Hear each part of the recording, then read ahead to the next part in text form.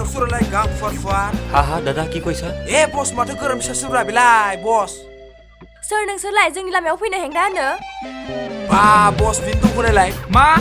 गोरानि फिसासो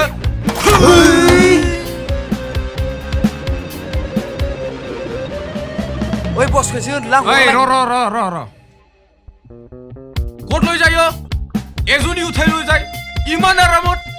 बे नोंनि मा जायो हा आदा आदा बिबा हारसाजोंसो बाव